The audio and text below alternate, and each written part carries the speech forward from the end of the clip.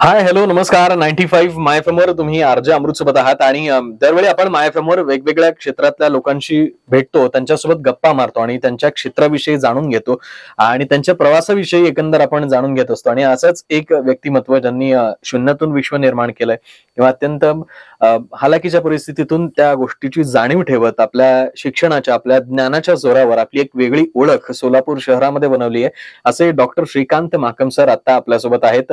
तर आपल्या सोलापुरातील सुप्रसिद्ध gastro surgeon doctor Shrikant Makam sir, तुमचं मनपूर्वक स्वागत आहे आमच्या 95 माय एफ वर. नमस्कार.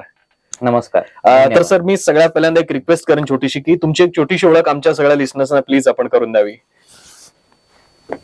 मी doctor Shrikant Makam, consultant gastro surgeon म्हणून मी डॉक्टर माकम गॅस्ट्रो क्लिनिक येथे कार्यरत आहे आणि तसेच सोलापुरात Solapur Sanjeevani multi speciality hospital, Panjarapol चौक बस स्टँड इथे त्या मल्टी स्पेशालिटी हॉस्पिटलचा चेअरमन म्हणून सध्या मी कार्यरत आहे. क्या बात. आणखीन सोलापुरात श्री मार्कंडेय सहकारी रुग्णालय, Yashodhara multi speciality hospital, unique hospital आणि CNS व स्पर्श हॉस्पिटल येथे सुद्धा आणि रघोजी हॉस्पिटल येथे व्हिजिटिंग कन्सल्टंट म्हणून मी कार्यरत आहे. क्या बात आहे सर. तर सगळ्यात पहिल्यांदा मला तुमच्या कामाविषयी तर विचारायचं आहेच आहे. गॅस्ट्रोलॉजी किंवा गॅस्ट्रो सर्जन म्हणजे काय, ह्या सगळ्या गोष्टी तर जाणून घ्यायच्याच आहेत. पण त्याआधी मला तुमच्याकडून जाणून घ्यायचं की सर, तुमचं बालपण कसं गेलं, म्हणजे बालपण कुठं गेलं, कसं गेलं, शालेय शिक्षण तो सगळा प्रवास कसा होता आणि आता डायरेक्ट गॅस्ट्रो सर्जन पर्यंत येऊन ठेपणं. तर ह्या मधल्या काळातला हा जो सगळा प्रवास आहे तो एकंदर जर आता तुम्ही फ्लॅशबॅक मध्ये तुमच्याच आयुष्याचा हा प्रवास जर बघितला तर तो कसा वाटतोय तुम्हाला, किंवा काय सांगाल सर त्याविषयी? माझं बालपण हे सोलापुरातच झालेलं आहे आणि विशेष करून सोलापुरातला आपण जो हद्दवाड भाग म्हणतोय, MIDC एरिया, आकाशवाणी केंद्राजवळचा एरिया, हो, तर तिथेच माझं बालपण गेलंय. माझा जन्म तिथेच झाला. माझं शालेय शिक्षण, कॉलेजचं शिक्षण आणि अगदी MBBS पर्यंतचं शिक्षण हे सोलापुरातच झालेलं आहे. क्या बात आहे. माझी प्राथमिक शाळा, अगदी म्हणजे शिशुवर्ग, बालवाडी आणि प्राथमिक शाळा आपण जी म्हणतो, तर ती साईबाबा चौक येथील राजमल नारायण बोमडल प्रशाला, पद्मशाली शिक्षण संस्थेची एक ब्रांच आहे. तर तिथे माझं प्राथमिक शिक्षण झालं आणि त्यानंतर माध्यमिक शिक्षण हे स्वामी विवेकानंद प्रशाला, जी लक्ष्मीनारायण टॉकीज आहे आपल्या सोलापुरात, तर त्याच्या समोरच आहे ती. तर तिथे माझं शालेय माध्यमिक शिक्षण झालं आणि 11वी-12वीचं शिक्षण हे सायन्स ब्रांच मधून वॉलचंद कॉलेजमध्ये झालं आणि त्यानंतर MBBSचं शिक्षण हे वैशंपायन मेडिकल कॉलेज मधून झालं. येस सर, डॉक्टर होण्यासाठी काही आपल्या घरातून डॉक्टरी बॅकग्राऊंड वगैरे असं कोणाचं होतं किंवा काय, किंवा आई बाबा काय करायचे, म्हणजे तुम्ही डॉक्टर क्षेत्राकडे कसं वळलात? कारण बरेच जण आता विचार करतात की एका सर्वसामान्य घरातून मुलगा जेव्हा डॉक्टर होण्याचा विचार करतो तेव्हा ते बऱ्याच वेळेला सर्वसामान्य माणसांना वाटतं की हे फार खर्चिक आहे, हे आपल्याला झेपेल का? तर आपला सगळा तो प्रवास कसा होता? तर आमच्या घरामध्ये असं तर वैद्यकीय क्षेत्राचं काही बॅकग्राऊंड असं कोणालाच नाही. अच्छा. विशेष म्हणजे माझी आई ही थोडीशी आपण म्हणू की अल्पशिक्षित, म्हणजे अगदी तिचं 3री पर्यंत शिक्षण झालं होतं. वडिलांचं शिक्षण हे 10वी पर्यंत झालेलं. माझी आई विडी कामगार म्हणून काम करायची आणि माझे वडील यशवंत सूत मिलला कामगार होते आणि नंतर त्यांच्या थोड्याशा चांगल्या क्वालिटीजमुळे त्यांना थोडंसं क्लार्क पदावरती त्यांना प्रमोशन मिळालेलं. तर अशा या बॅकग्राऊंड मधून आम्ही वाढलो आणि विशेषतः आईचा शिक्षणाकडे खूप जास्त ओढा होता, परंतु त्यांच्या माहेरकडची आर्थिक परिस्थिती सुद्धा आधी बेताचीच होती आणि लहान भावंडांची जबाबदारी तिच्या अंगावर खूप लहानपणी झाली. ती सगळ्यात मोठी, त्यांना 5 भावंड आहेत. तर त्यांच्या अंगावर खूप लवकर जबाबदारी आल्यामुळे शाळा सोडायला लागली त्यांना. पण त्यांना शिक्षणाची खूप जास्त ओढ होती आणि संभव ते शिक्षणाची त्यांची ओढ त्यांनी आमच्या थ्रू ते पूर्ण केली असं म्हणता येईल. तर त्यांनी सतत, म्हणजे अशा एन्व्हायरमेंट मध्ये असताना सुद्धा सतत आम्हाला शिक्षणासाठी प्रोत्साहन ते करत राहिले. आता आमच्या शिक्षणाचा प्रवास हा बघायला गेल्यास म्हणजे आपण बऱ्याच वेळेला असं वाटतं की बाबा 10वीची बोर्डाची परीक्षा ही सगळ्यात महत्वाची, ते झालं म्हणजे दडपण आलेलं असतं त्याच वेळी, आपण रिलॅक्स होऊ किंवा ओके सेट मग पुढं बघता येईल. मग 12वीची बोर्डाची बोर्ड आणि नंतर मग जेव्हा आम्ही वैद्यकीय क्षेत्राकडे वळलो किंवा आता MBBS झालं की मग बघू पुढे. मग तेही ते क्लिअर केलं. आणि त्याच्यानंतर कसं असतं की आणखीन परत पोस्ट ग्रॅज्युएशन राहते. एमबीबीएस हे अंडर ग्रॅज्युएशन म्हटलं जातं. पोस्ट ग्रॅज्युएशन एमडी किंवा एमएस. मग ते एमएस ला आम्ही ऍडमिशन घेतलं आणि पोस्ट ग्रॅज्युएशन नंतर परत आणखीन सुपर स्पेशालिटी म्हणून डिग्री असते, तर ती गॅस्ट्रोमध्ये मी कम्प्लीट केली. तर ह्या एवढ्या सगळ्या शिक्षणाच्या माझ्या प्रवासात म्हणजे आईला यातलं जास्त काही कळायचं नाही, पण अगदी म्हणजे नेहमी तिचं म्हणणं असायचं की आणखीन तुला काही शिकता येण्यासारखं असेल तर तू आणखीन शिकत जा. तर अजूनही त्यांचा तो कल तोच असतो की शिक्षण हे कधी थांबत नसतं, आपण नवीन नवीन गोष्टी शिकतो. म्हणजे हे मी आईकडून शिकलोय. क्या बात आहे. तुम्ही सुरुवातीला म्हणालात की सर आईंचं शिक्षण हे अल्प होतं, तर मला वाटतं सर की त्यांचं शिक्षण हे नक्कीच अल्प असेल, पण ज्ञान हे भरभरून त्यांच्याकडे होतं आणि त्याच ज्ञानाचा फायदा आज आपण बघतोय की तुम्हाला झालेला. कारण प्रत्येक गोष्टीला ते तुम्हाला सपोर्ट करत गेले आणि मोटिवेट करत गेले की तुम्हाला जे हवं ते करा. जे की आजकालच्या पालकांमध्ये ह्या गोष्टी बऱ्याच बाबतीत थोडस कमी जाणून येतं की नाही हेच करायचं तेच करायचं. पण मला वाटतं की सर आईंकडून आपण ही गोष्ट शिकण्यासारखी आहे की आपल्या पाल्याला त्याचे काय कॅपॅसिटी आहे हे ओळखून त्याला जे आवडतं त्यामध्ये आपण सपोर्ट करत राहणं. सो सर फायनली हा प्रवास खरतर नक्कीच होता, तर हा काही सोपा प्रवास नव्हता, कारण या सगळ्या गोष्टी आणि या प्रवासामध्ये तुम्हाला मग काय काय अडचणी आल्या आणि मग त्याच्यावर तुम्ही कशी मात केली सर? तसं पाहायला गेलं तर सध्याच्या म्हणजे आपण सध्याच्या जगामध्ये टॅलेंटची कमी नाहीये. टॅलेंट भरभरून सगळ्यांकडे आहे. प्रॉब्लेम येतो बऱ्याच वेळेला आर्थिक परिस्थिती आणि काही बॅकअपची. अशा वेळेस टॅलेंट असलेल्या माणसाने प्रोग्रेस कसा करायचा, बरोबर, तर हा खूप मोठा प्रश्न असतो. मग अशा वेळेस म्हणजे एक आपल्यामध्ये एक खूप प्रबळ इच्छाशक्ती असायला लागते आणि त्याला थोडीफार नशिबाची सुद्धा साथ लागते. आणि जसं आपण म्हणतो की आई वडिलांनी काहीतरी पुण्य केले असतील की ते आपल्याला त्याचा कुठेतरी फायदा होत असतो. तर माझ्या बाबतीत थोडंफार असंच म्हणावं लागेल की एक माझा मोठा भाऊ आहे, तर त्याने सुद्धा त्याचं शिक्षण जे आहे थोडंसं ग्रॅज्युएशन पर्यंत थांबून त्याने म्हणजे ग्रॅज्युएशन करता करता त्याने मार्केटिंग मध्ये कामाला सुरुवात केली होती आणि ग्रॅज्युएशन संपल्यानंतर त्याने मार्केटिंगचं काम पुढे चालू ठेवलं आणि त्या पद्धतीने त्याने थोडंफार घरचा जे आहे की घराच्या ह्याला हातभार लावणे आणि माझ्या शिक्षणाला, तर त्याचा मला खूप मोठा सपोर्ट झाला. आणि एक सगळ्यात महत्वाचं म्हणजे जे आर्थिक बाजू असते की आपण कुठल्या ब्रँचला आपण शिक्षण घ्यायचा विचार करतोय किंवा आपण कुठे झेप घेतोय, मग ते आपल्याला परवडण्यासारखं आहे की नाही हे विचार तर सारखेच असायचे. तर ह्याच्या सोबत म्हणजे कसं आहे की आपल्या शासनाकडून म्हणा तर जे किंवा इतर काही संस्थांकडून ज्या स्कॉलरशिप मिळतात, तर त्या मिळवण्याकडे माझा नेहमी कल असायचा आणि त्या ह्यातून म्हणजे प्रत्येक वेळेला चांगला अभ्यास करायचा, चांगलं रँक मिळवायचं म्हणजे आपल्याला स्कॉलरशिप मिळवता येतील आणि आपल्या शिक्षणाचा मार्ग थोडासा सुकर होईल असा एक तो नेहमी माझा प्रयत्न असायचा. आणि त्या पद्धतीने मग जेवढ्या आपल्याला स्कॉलरशिप म्हणा फ्रीशिप म्हणा घेता येतील त्या आम्ही घेत आम्ही आमचं शिक्षण पूर्ण केलंय.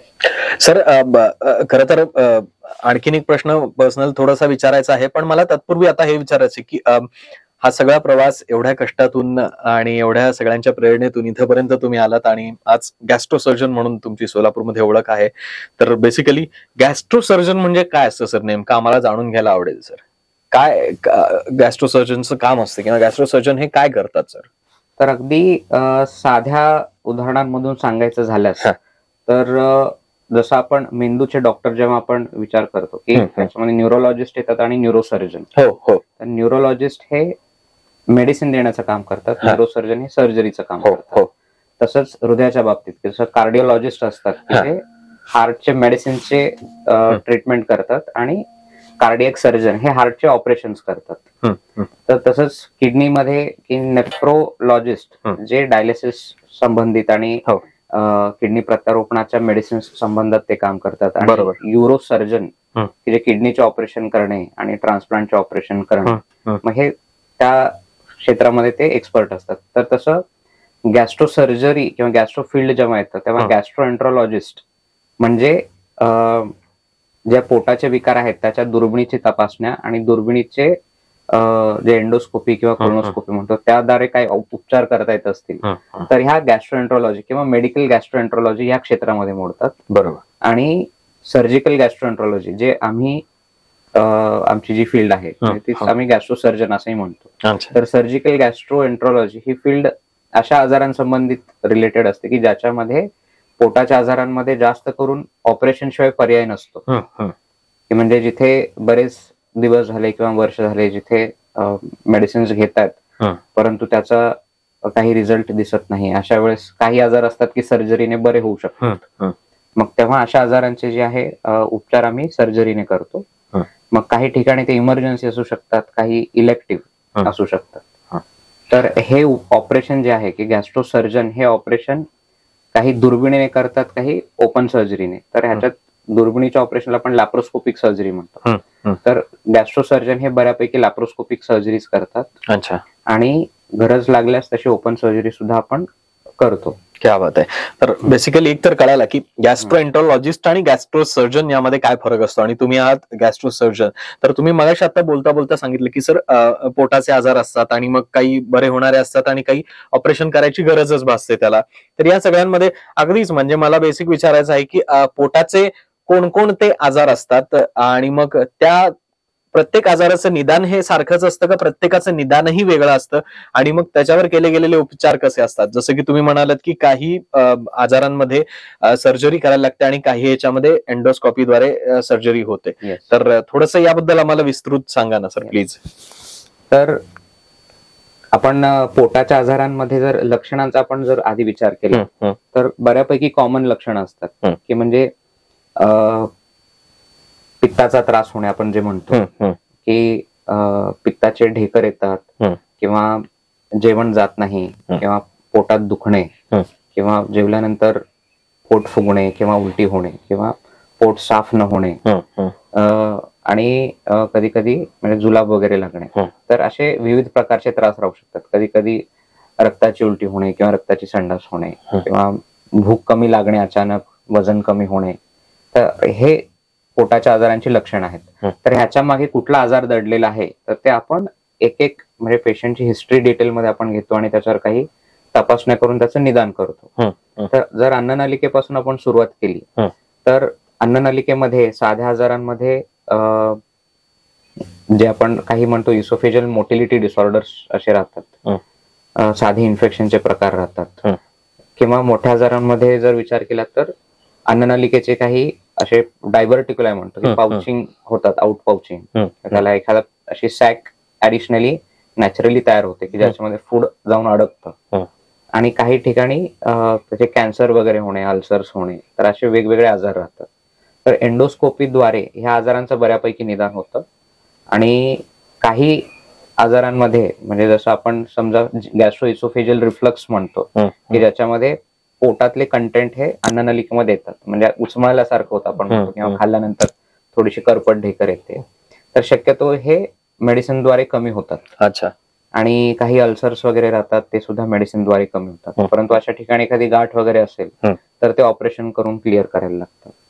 आणि कधी कधी हे उचमळणे हा प्रकार जो असतो किंवा करपट ढेकर येणे, तर इथे अन्ननलिका आणि जठराच्या मध्ये एक स्फिंक्टर असतो, स्फिंक्टर कॉम्प्लेक्स, तो रिलॅक्स होतो किंवा त्याच्या अवतीभोवतीचं आवरण असतं की ते रिलॅक्स झालेलं असतं. मग अशा वेळेला त्याला दुर्बिणीने ते आपण ऑपरेशन करून ते जे रिलॅक्स झालेलं असतं आपण परत त्याला थोडंसं टाईट करतो. ते त्या आजाराला हायटस हार्निया म्हणतात. म्हणजे नॉर्मल हार्निया हे पोटावर दिसणारे काही राहतात, सूज येते, पण हा छातीच्या इथे असणारा, छाती आणि पोटाच्या जंक्शनच्या इथे असणारा एक वेगळाच प्रकारचा हार्निया असतो. अच्छा. तर हल्ली जास्तीत जास्त एंडोस्कोपीच्या जे आहे की वापर केला जातो रोग निदानासाठी. तर त्यामध्ये बऱ्याच जणांमध्ये हा आजार दिसून येतो, हायटस हार्निया म्हणून.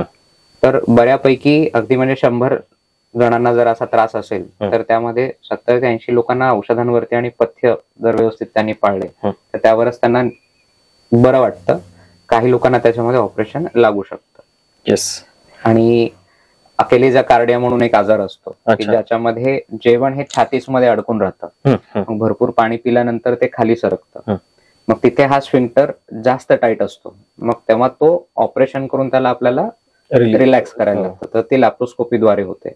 आणि हल्ली ती मेट्रो सिटीज मध्ये बऱ्यापैकी ती एंडोस्कोपिक टेक्निकने सुद्धा केली जाते. ओके. हो, म्हणजे अगदी विना चिरफाड, की म्हणजे पोटावरती काही व्रण येत नाहीत, अगदी तोंडावाटे दुर्बीण टाकतात आणि आतूनच कटिंग करतात. तर अशी सुद्धा सध्या टेक्नॉलॉजी आहे. तर हे अन्ननलिकेच्या बाबतीत. तर असं सांगायचं गेलं तर आणखीन एक एक अवयवाबाबतीत आपण सविस्तर चर्चा करू शकतो. सर, आता तुम्ही ज्या ज्या गोष्टी सांगितल्या त्यातल्या कोणत्या कोणत्या गोष्टी आता सध्या तुम्ही ज्या ठिकाणी कार्यरत आहात त्या ठिकाणी अवेलेबल आहेत, सर, काय सांगाल? तर आता अन्ननलिकेच्या बाबतीत हे सांगायचं झाल्यास तर लॅप्रोस्कोपिक हायटल हर्निया रिपेअर हे आम्ही करतो. अकिलेज या कार्डियासाठी लॅप्रोस्कोपिक कार्डिओमायोटॉमी म्हणून सर्जरी असते, ती आम्ही करतो. आणि जे आणखीन नॉर्मली खूप कॉमनली आढळणारे जे आजार आहेत किंवा पित्ताचे खडे, तर हे पित्ताच्या खड्यांचं दुर्बिणीद्वारे ऑपरेशन आम्ही करतो.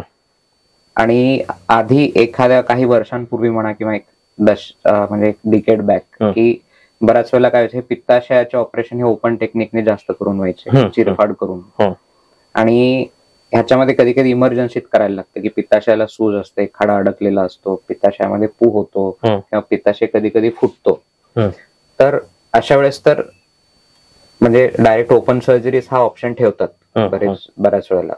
तर आता आम्ही जे आता रिसेंट जनरेशनचे आम्ही सर्जन्स आहोत, आम्ही हे बऱ्यापैकी लॅप्रोस्कोपिक सर्जरीमध्ये ट्रेंड असतो. तर अशा अगदी इमर्जन्सी सर्जरी सुद्धा आम्ही दुर्बिणीने करतो. ह्याचा फायदा काय होतो, तर पेशंट ला जखम जास्त नसल्यामुळे रिकव्हरी लवकर होते. पेशंट बेडमधून बाहेर लवकर उठून बसणे, चालणे ह्या गोष्टी करू शकतो. आणि तो रुटीन स्वतःचा सांभाळ करणे, म्हणजे पेशंट सोबत आणखीन एक माणूस कोणी अडकून पडत नाही, तो स्वतः लवकर त्याची स्वतःची कामं करू शकतो आणि नंतर बाहेर पडून त्याचं रुटीन वर्क सुद्धा करू शकतो. म्हणजे आधी जर ओपन सर्जरी झाली तर हा टाइम पिरियड असायचा जवळपास 15 ते 20 दिवस, आणि आता लॅप्रोस्कोपिक सर्जरीमुळे हा इतका शॉर्ट झालाय की आम्ही सांगतो की तुम्ही दुसऱ्या दिवशी उठून बसून फिरू शकता. क्या बात आहे. आणि तुमचं जेवण सुद्धा दुसऱ्या तिसऱ्या दिवशी नॉर्मल पद्धतीने सुरू होतं. आणि अगदी 4थ्या-5व्या दिवशी तुम्ही तुमच्या कामावर सुद्धा जाऊ शकता. तर इथपर्यंत हे लॅप्रोस्कोपिक सर्जरीची टेक्नॉलॉजी ही ऍडव्हान्स झाली आहे. क्या बात आहे सर. आणि सर, ह्या सगळ्या गोष्टी करत असताना आपल्या प्रत्येकानं आपली आपली एक पर्सनल लाईफ असते, आणि आपण रोज प्रत्येक जण ज्याची जी कामं ठरलेली आहेत त्याची ती कामं सगळेजण आपण करत असतोच. पण त्या कामातून थोडंसं कुठेतरी बाजूला आपल्याला येऊन आपल्या माइंडला रिफ्रेश वाटण्यासाठी प्रत्येक जण एक काही ना काहीतरी गोष्ट प्रत्येकाची असते. म्हणजे कोणाला फिरायला आवडतं, कोणाला गाणी ऐकायला आवडतं, कोणाला सिनेमे पाहायला आवडतं, कोणाला ट्रेकिंग करायला आवडतं. तसं तुम्हाला जर समजा सर कंटाळा आला आणि थोडासा तुम्हाला तुमचा पर्सनल #मी टाइम स्पेंड करायचा असेल तर तुम्ही काय करता सर? काय करायला आवडतं तुम्हाला? काय काय आवडी-निवडी आहेत तुमच्या? ऍक्च्युली तशा आवडी तर भरपूर आहेत, परंतु लहानपणापासून स्वतःला जास्त करून अभ्यासात झोकून दिल्यामुळे आणि नंतर प्रोफेशन मध्ये झोकून दिल्यामुळे असा मी टाइम आम्हाला खूप कमी मिळतो. तरी सुद्धा या मी टाइम मध्ये आम्ही एक म्हणजे गाणी ऐकणे, आणि जर सिनेमा तुम्ही म्हणालात तर साऊथ माझी मदर टंग तशी तेलुगू, आणि आता अलीकडे तेलुगू सिनेमा खूप फेमस होत आहेत. आम्ही त्यांच्याकडे लहानपणापासूनच आम्ही थोडेसे अट्रॅक्ट आहोत, आणि बऱ्याच वेळेला त्यामधून काही इतके सुंदर त्यात हे राहतात, सिनेमा राहतात की मोटिवेशनल ही बऱ्याच काही त्यातून आपल्याला मिळतं. तर तो एक म्हणजे आम्ही त्याच्यात विरंगुळ्याचा टाइम, तो एंटरटेनिंग. आणि स्वतः मी जास्त बाकी काही एक्स्ट्रा करिक्युलर ऍक्टिव्हिटीज कधी केल्या नाही, तरी सुद्धा थोडीफार मी ड्रॉइंग करतो किंवा फोटोग्राफी करत असतो. क्या बात आहे, क्या बात आहे. नेचरच्या सानिध्यात राहण्याचा मी शक्य तेवढा प्रयत्न करतो. तो एक माझ्यासाठी खूप मोठा विरंगुळा आहे. क्या बात आहे सर. बऱ्याच वेळेला असं होतं सर की आपलं सोलापूर हे बहुभाषिक शहर आहे, म्हणजे कानडी भाषिक भरपूर आहेत, तेलुगू भाषिक भरपूर आहेत, आणि सोलापूरची मराठी मुळात ती फार वेगळी आहे या सगळ्याच्या मिक्सचरमुळे. त्यामुळे सोलापुरी बोलणारा मुलगा तो कानडी भाषिक आहे, तेलुगू भाषिक आहे का तो सोलापुरी आहे हे पक्का लगेच लक्षात येतं. पण तुमच्या बोलण्यावरून कुठेच लक्षात येत नाही की तुम्ही पूर्व भागात तुमचं बालपण गेलेलं आहे आणि तुम्ही स्वतः तेलुगू भाषिक आहात. बऱ्याच वेळेला होतं असं सर की आपली भाषा थोडीशी बोलताना आपल्याला चुकेल की काय, मी बरोबर बोलतो का नाही, हे न्यूनगंड बऱ्याच वेळेला असतं, स्पेशली तेलुगू भाषिक मुलांना मी बरंच बघितलं मी पण. तर असतं टॅलेंट त्यांच्याकडे भरपूर, करण्यासारखं भरपूर असतं, ते खूप हुशार असतात, फक्त त्यांना ते प्रेझेंट करता येत नाही. सो तुम्ही या सगळ्या गोष्टी ही डेअरिंग आणि बोलण्याचे स्किल्स हे कसे तुम्ही डेव्हलप केले तुमच्यामध्ये, थोडंसं म्हणजे तुमच्यामुळे इतरांना आता जे आपल्याला पाहतायत त्यांनाही ते उपयोगी पडेल. येस, नक्कीच. तर कसं आहे की एक मी आज म्हणजे स्वतःला खूप फॉर्च्युनेट समजतो की आज मराठी गौरव दिन आहे. हो हो, मराठी भाषा आणि गौरव दिन आहे. येस, मराठी भाषा गौरव दिन आहे आणि आज आपला इंटरव्ह्यू होतोय. हो हो, तर एक मी फॉर्च्युनेट समजतो की त्यासाठी. आणि तुम्ही जसं म्हणालात की पूर्व भागामध्ये तेलुगू आणि कन्नड बोलणारी बरेच हो फॅमिलीज हो, आहेत. हम्म, हम्म, तर त्यांच्यामध्ये थोडासा मराठी बोलण्याचा जो टोन असतो तो थोडा वेगळा राहतो. बरोबर. शब्दही बऱ्यापैकी वेगळे हो, राहतात हो. आणि त्याच्यावरून बऱ्याच वेळेला थोडीफार विनोदही होऊन जातात. तर मी जेव्हा लहानपणी शाळेत असताना म्हणजे आमचे जे शिक्षक होते त्यांच्याकडे आम्ही लक्ष देऊन त्यांच्या बोलण्याची पद्धत जी आहे, त्यांचे हावभाव जे आहेत, ते लहानपणी समहाव ते नॅचरली आत्मसात करून घेतले. आणि मग माझ्या काही जे माझे जवळचे मित्र जे तेलुगू भाषिक आहेत, मग त्यांच्या बोलण्यावरून जे विनोद व्हायचे, मग ते मला कुठंतरी थोडं खटकायचं. मला वाटायचं की आपण आणखीन चांगलं बोलायला हवं आणि ह्यांना सुद्धा थोडंफार आपण बोलायला शिकवायला हवं. तर त्यासाठी मग काय करता येईल, मग ह्याची चर्चा मी वडिलांसोबत करायचो. आणि एक मराठी भाषेची जी आवड आहे ती वडिलांकडून पण मला खूप चांगल्या पद्धतीने ती म्हणजे ट्रान्सफर झाली असं म्हणता येईल, की ती मला मिळाली. आणि तसं बघायला गेलं तर वडिलांचं शिक्षण हे कानडी मधून झालेलं, मातृभाषा तेलुगू. बापरे. ते मूळचे राहायला गुलबर्ग्याला आळंद म्हणून तालुका आहे, तर तिथे त्यांचं 10वी पर्यंत कानडी मधून शिक्षण झालं. आणि त्यांनी सोलापूरला आल्यानंतर मग त्यांची सुद्धा मराठी भाषेमध्ये किंवा त्यांनी मराठी भाषा शिकली, आत्मसात केली आणि त्यामध्ये त्यांची आवड भरपूर निर्माण झाली. अच्छा. तर पूर्व विभागामध्ये एक वाचनालय आहे, पद्मशाली संस्थेचं पूर्व विभाग वाचनालय म्हणून, बरोबर, बऱ्याच वर्षांपासून कार्यरत, कन्ना चौकातलं. हो. येस, माझे वडील त्याचे आजीव सभासद होते. वा वा. तर लहानपणी आम्ही त्यांच्याकडे बरीच पुस्तकं बघायचो की ते दर 10-15 दिवसातून 2-2 बुक्स, कादंबऱ्या ते आणायचे, वाचायचे. मग त्यांच्यासोबत आम्हाला सुद्धा ते अवांतर वाचनाची सवय लागली आणि त्यातून आमची मराठी बऱ्यापैकी सुधरत गेली. आणि जेव्हा आम्ही वडिलांना विचारायचो की हे आपण वाचतो, आपल्याला शब्दसंग्रह तरी होतोय, हे आपण आणखी चांगल्या पद्धतीने कसं बोलू शकतो, तर मग ते म्हणायचे की त्यासाठी तुम्ही मग रोज मराठी बातम्या बघत जा, जे आपल्या सह्याद्री न्यूज चॅनलवर येतात. तर मग ते आम्ही न चुकता, म्हणजे अभ्यास जरी किती जरी असेल तरी एक 15 मिनिटं तो न्यूजचा वेळ असायचा, तर ते 15 मिनिटं आम्ही व्यवस्थित ऐकायचो. आणि आम्ही मग मित्रांमध्ये कधी कधी त्या पद्धतीने बोलायच्या मध्ये सवय करून घ्यायचो. वा वा, हे खरंच खूप छान आहे सर.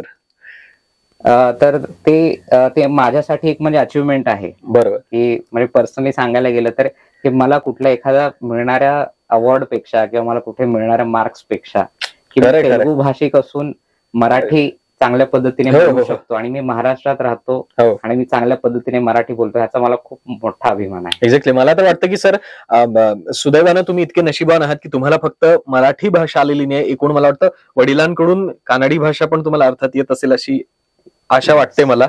येस, कानडी भाषा आणि आईकडून तेलुगू भाषा, सोलापुरात राहत असल्यामुळे मराठी भाषा, शिक्षणामुळे इंग्रजी भाषा आणि हिंदी भाषा, आपली राष्ट्रभाषा आपण थोडीफार ती बोलतो. ते बघा ना किती फायदा होतो या सगळ्या गोष्टींचा.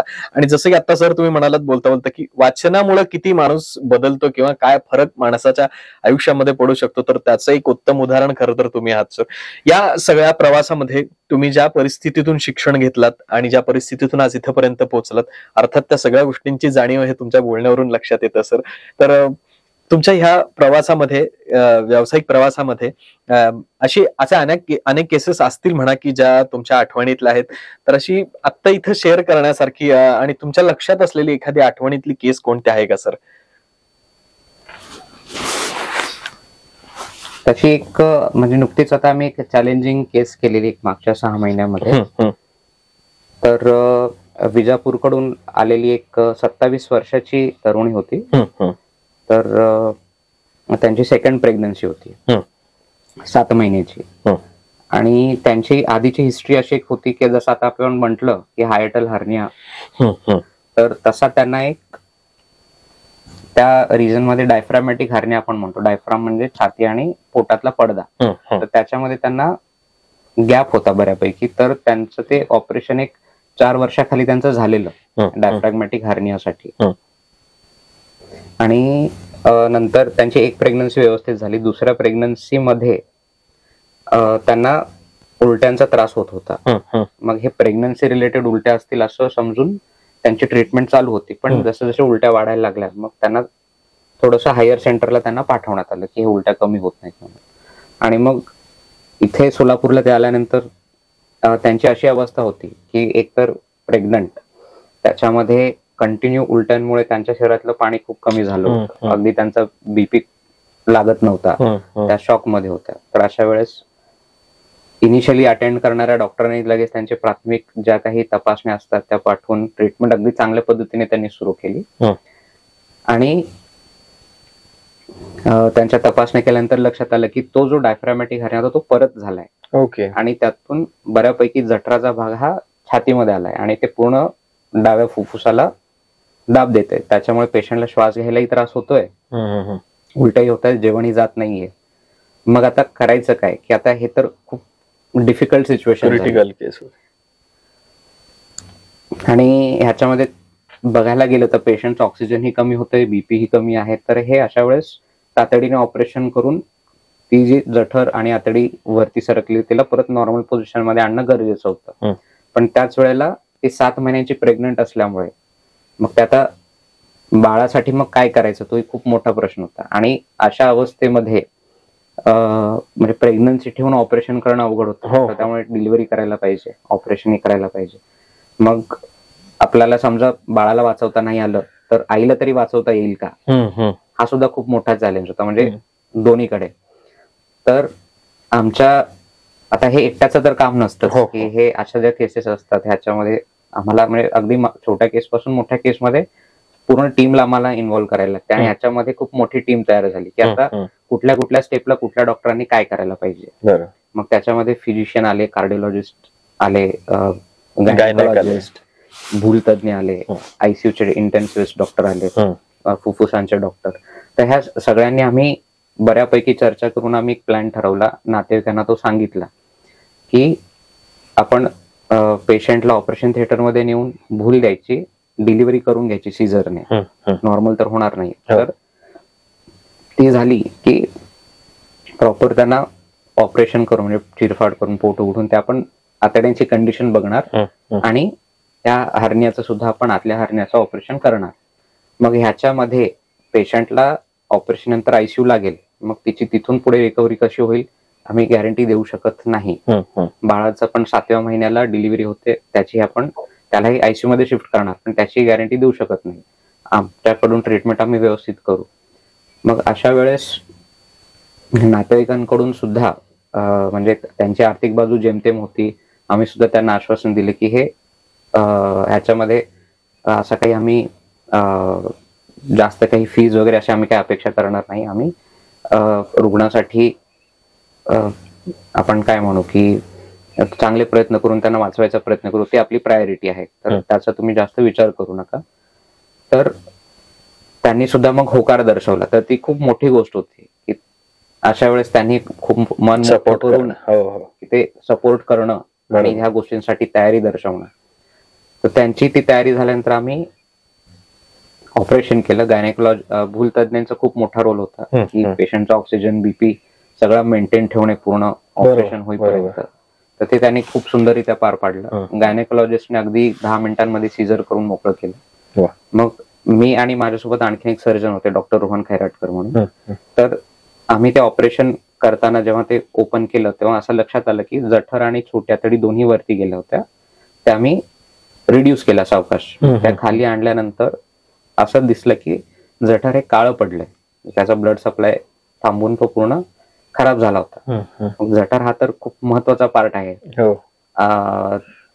क्रिटिकल झालं ते. आतड्यांच्या सिस्टीम मधला तोच फर्स्ट पार्ट आहे की जेवल्यानंतर फूड स्टोर होतं. बरोबर. तोच काळा पडल्यानंतर आता करायचं काय. मग ऑन टेबल हे डिसिजन घेणं खूप डिफिकल्ट होतं. आम्ही अनेस्थेटिस्टची अगदी 5 मिनिटात चर्चा करून आम्ही निर्णय घेतला की हे स्टमक टोटल काढायचं, अन्ननलिका आणि छोटी आतडीच जोडायची. आणि अगदी शक्य तितक्या लवकर व्यवस्थित आम्ही सर्जरी करून आम्ही बाहेर पडलो. आणि नंतर आयसीयू मध्ये आयसीयू तज्ञ आणि बाकी सगळ्या डॉक्टरांची टीम ह्यांनी पेशंटची खूप उत्तमरित्या काळजी घेतली आणि 10 दिवसांनी पेशंट पूर्णपणे रिकव्हर झाले. वा. आणि आता रिसेंटली जस्ट एक 10-15 दिवसांखाली, म्हणजे आता टोटल 5 महिने होतात त्या ऑपरेशनला, 4 ते 5 महिने. तर पेशंट ती तिच्या बाळाला घेऊन आली होती. वा वा वा. शी इज डुईंग व्हेरी वेल. आणि ह्याच्यामध्ये आणखीन एक सांगायचं राहिलं की जे बाळाला आपण आयसीयूला शिफ्ट केलं होतं, तिथल्या डॉक्टरांनीही ते चॅलेंज ऍक्सेप्ट करून बाळाला उत्तमरित्या सांभाळलं आणि त्यालाही सर्वाइव्ह तो होऊ शकला. तर इथे खूप मोठ्या डॉक्टरांची टीम ही कामाला लागलेली. हॅट्स ऑफ आहे सर, म्हणजे तुमच्या सहित त्या इन्व्हॉल्व्ह असणाऱ्या सगळ्या डॉक्टरांना हॅट्स ऑफ आहे. खरं तर एक नाही तर 2 जीव वाचवण्याचा, आणि मला वाटतं की ह्या 2 जीवावर त्या फॅमिलीचा जीव अडकून पडलेला असतो, तर तेही वाचवण्याचं काम कुठेतरी आपण सगळ्यांनी, हे कायम तुमच्या जसं लक्षात राहील तसंच त्या फॅमिलीच्या आणि कित्येकांच्या आयुष्यभर ते लक्षात राहण्यासारखी गोष्ट आहे जी आपण सगळ्यांनी मिळून केलेली आहे. तर त्याच्यात विशेष म्हणजे काय की आम्ही आईला विचारले की आता बाळाचं नाव काय ठेवलंय, तर that was very emotional movement. तर ती म्हणाले की आयुष्य ठेवलंय. क्या बात आहे, क्या बात आहे सर. अगदी म्हणजे सुयोग्य नाव त्या बाळासाठीच आहे खरं तर. तो फक्त त्याचंच नाही तर त्याच्या आईचंही आयुष्य ते आहे खऱ्या अर्थाने. तर ते खूप छान, ते म्हणजे इमोशनल अगदी ती गोष्ट आहे. आणि अशा अनेक गोष्टी आपल्या आयुष्यामध्ये घडत असतात, पण अशा काही गोष्टी असतात की ज्या आपल्याला मिळणाऱ्या पैशांच्या पलीकडे, समाधानाच्या पलीकडे, आनंदाच्या पलीकडेही काहीतरी देऊन जात असतात, जे आयुष्यभरासाठी आपल्याकडे स्टोअर असतं.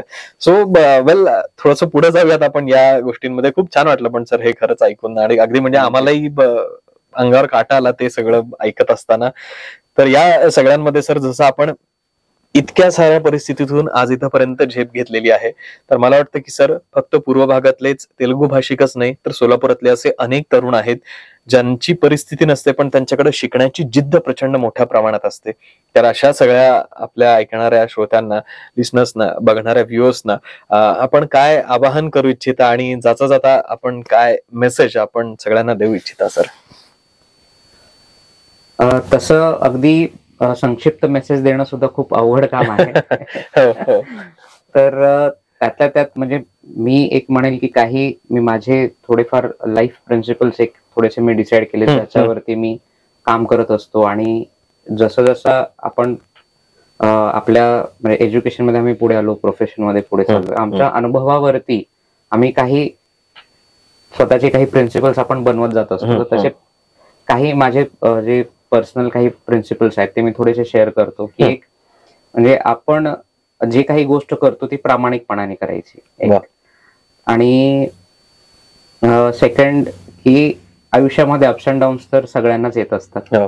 मी बऱ्याच जणांना म्हणजे उदाहरण देत असतो की म्हणजे अगदी आता मोदी पंतप्रधान जरी असले तरी त्यांना काही अडचणी, म्हणजे त्यांना सुद्धा अडचणींचा सामना करायला लागतो. म्हणजे त्यांना तर रोजच्या रोज इतक्या अडचणींचा सामना करायला लागतो, इतक्या लोकांची बोलणी ऐकायला लागतात, तरी सुद्धा ती व्यक्ती अविरत काम करत असते. तर तशी एक काम करण्याची जी वृत्ती आहे तर ती आपल्या अंगी असायला हवी. की आयुष्यात कधी खचून जायचं नाही, की कुठल्या एखाद्या घटनेमुळे किंवा कोणी आपल्याला काही म्हणतं त्याच्यामुळे आपण जे काम करतोय ते कधी सोडायचं नाही. आपल्या कामावरती श्रद्धा असली पाहिजे. एक प्रामाणिकपणे काम करा, आपल्या कामावर श्रद्धा ठेवा. आणि यश हे कधीही जे आपण जे मेजर करतो, म्हणजे आता अगदी साधं उदाहरण मधून सांगायचं झाल्यास की आता मेजरमेंटसाठी जे आपण स्केल्स असतात की बाबा सेंटीमीटर झाले, इंच झाले, फूट झालं, तर असे मेजर्स करत बसायचे नाही. यशाची जी मेजरमेंट आहे तर हे कधी आपण दुसऱ्याला कम्पेअर करून करायचं नाहीये. आपलं यश हे आपलंच असतं, आपलं स्वतःचं असतं. तर त्याच्यामध्ये तुम्ही समाधान शोधायला बघा किंवा शोधायला सुरू करा. म्हणजे काल एखादी मला गोष्ट येत नव्हती पण मी आज शिकलोय, तर तो आनंद तुम्ही स्वतःशी शेअर करायला शिका. ती खूप मोठी गोष्ट. तुम्ही दुसऱ्यांची शेअर करण्याच्या आधी स्वतःशी शेअर करायला शिका. तर म्हणजे ते की आपण अंतर्मुख होऊन म्हणजे त्या गोष्टीबद्दल तो विचार करायला हवा. याच्यासाठी असं काही खूप मोठं स्किल लागत नाही, पण एक स्वतः आनंदी राहणं हा जो प्रकार आहे, आता जसं आपण राजेश खन्नाचा आनंद सिनेमा तरी बघितला असेल की ते आयुष्याचा प्रत्येक क्षण जो असतो तो आपण आनंदाने जगत जायचंय. तर असं ज्या छोट्या छोट्या आपल्या अचिव्हमेंट असतात तर त्या स्वतः आधी त्याचा आनंद घेतला पाहिजे आणि मग ते आपण सगळ्यांना शेअर केलं पाहिजे. बरोबर. तर एक प्रामाणिकपणे राहणे, आपल्या कामावर श्रद्धा ठेवणे आणि आपलं यश की आपल्या यशाची मेजरमेंट हे आपण स्वतः करणे. तर आणखीन असं बरंच काही आहे सांगण्यासारखं. नाही, पण हे सांगितलंय ते काही थोडं थोडं नाहीये, फार महत्वाचं आहे सर जे तुम्ही सांगितलं ते. म्हणजे मोटिवेशनल स्टोरीज, मोटिवेशनल कोट्स फक्त वाचून ऐकून बघून उपयोग नाहीये, ते जेव्हा आपण रिअल लाईफ मध्ये त्याचं इम्प्लिमेंटेशन जोपर्यंत करेन तोपर्यंत त्याचा काही उपयोग नाहीये, जे तुम्ही ऍक्च्युअली करत आहात आणि जे तुम्ही तुमच्या यामध्ये sorry no no no sir it's okay. तर आता बऱ्याच वेळा आपण बघतो की काही गोष्टींमुळे आपण निराश होत असतो. तर अशा वेळेस जे आपली सपोर्ट सिस्टीम असते, म्हणजे हा एक खूप महत्वाचा मेसेज आहे की आता आम्ही बऱ्याच रुग्णांच्या संपर्कात म्हणजे नेहमीच असतो. तर हे आजार वाढत का जातात? हल्ली बघा तुम्ही, कुठल्याही रुग्णांची संख्या वाढते, डॉक्टरांची संख्या वाढते, त्याची रुग्णांची संख्या वाढत चालली आहे. तर हे बऱ्याच वेळेला काय होतं की आपल्या मनातील काही गोष्टी असतात किंवा तर हे आपण कुठे शेअर करत नाही. चांगल्या असू द्यात, वाईट असू द्यात, जे आपले सपोर्ट सिस्टीम असते, आपली फॅमिली आहे, आपली फ्रेंड आहे, आपले टीचर्स आहेत आणि म्हणजे आपले हितचिंतक असतात. तर अशा लोकांशी आपण बऱ्यापैकी आपल्या गोष्टी शेअर करायला शिकलं पाहिजे. तर त्याच्यामुळे काय होतं की बऱ्यापैकी आपला स्ट्रेस कमी होतो. आणि आपण आजकाल पाहतो की स्ट्रेसमुळे जे आहे की अगदी म्हणजे हेड टू टो सगळे आजार रिलेटेड आहेत. तर जेव्हा आपण आपला जो स्ट्रेस असतो तो आपण शेअर करायला शिकलो आणि आपला आनंद सुद्धा आपण शेअर करायला शिकलो, तर मला तरी वाटतं की 50% आजार तिथेच निघून जातील. क्या बात आहे सर, खूप मोलाची गोष्ट आपण या ठिकाणी सांगितली. पण सर खरं सांगायचं तर आज इथं तुमच्यासोबत गप्पा मारून आम्हाला खरंच खूप छान वाटलं. म्हणजे जो काही तुमचा प्रवास आहे, ज्या ठिकाणाहून तुम्ही सुरुवात केलेली आहे आणि ज्या ठिकाणी आज आपण पोहोचलेले आहात, ती खरंच प्रत्येकासाठी एक प्रेरणादायी गोष्ट आहे. तर तुमच्या भविष्यासाठी आणि भविष्यातल्या वाटचालींसाठी तुम्हाला खूप साऱ्या शुभेच्छा. अशीच तुमच्या हातून सोलापूरकरांची किंवा ज्या ठिकाणाहून रुग्ण येतात त्या सगळ्या रुग्णांची असंच अविरत सेवा घडत राहो हीच सदिच्छा व्यक्त करतो. आणि आपल्यासोबत बोलून खरंच खूप छान वाटलं सर. मी खरंच आपले माय FM च्या वतीनं मनापासून आभार मानतो. Thank you so much sir. Thank you.